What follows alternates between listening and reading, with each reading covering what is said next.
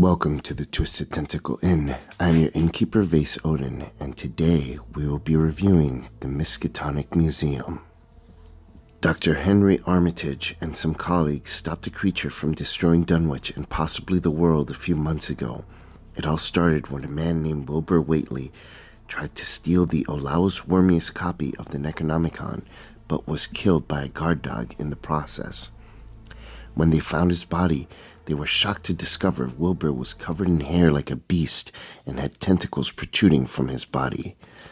Now, Armitage believes the recent kidnappings and strange events are related to the events from several months ago. He fears someone else may try to steal the Necronomicon and has hired the investigators to recover the Olaus Wormius translation from the Miskatonic Museum.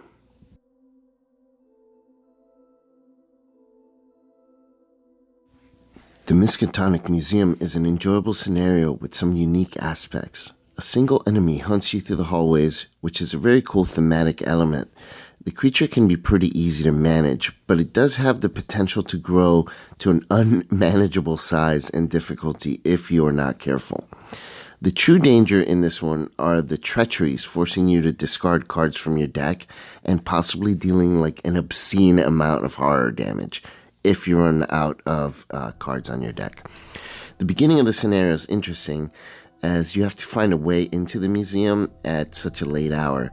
Do you break in, or do you find the night guard and persuade him to let you in? The choice can affect aspects of how things play out later, and I really like and appreciate these types of choices and consequences in a scenario.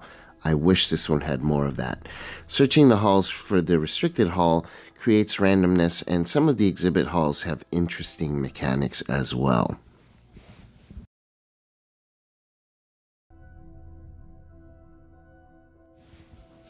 My biggest gripe with the scenario is that having a single enemy means that there's potential for it to be fairly insignificant, especially if you can manage it without killing it. I think this could have been tweaked a bit to make it a more significant threat. There's also very little adding to the theme. The artwork is beautiful and does add to the thematics, but a bit more flavor text and mechanics to bring home that feeling of being alone and stalked would have been welcomed. It also has a very heavy emphasis on investigation, which could be great for seeker types, don't get me wrong, but it may have others feeling a bit useless. A few more important decisions and crucial skill tests beyond the first act would have definitely fixed this. All of these things have sometimes led me to be somewhat bored with the scenario. It doesn't always feel boring when I play it, but it certainly has that potential. Overall, I give this one a mediocre score. On mechanics, I'm going to give it 3 mental trauma. Despite a straightforward approach, I really like the first act, and the mechanics surrounding the creature are pretty interesting. On story and theme, I have to go with 2 mental trauma, mostly because of the missed opportunities with flavor text and the lack of mechanics that tie the story together. So overall, it's a playable scenario. It can have its really high points, but overall, I think it's pretty standard. It's not bad, it's not great, just standard.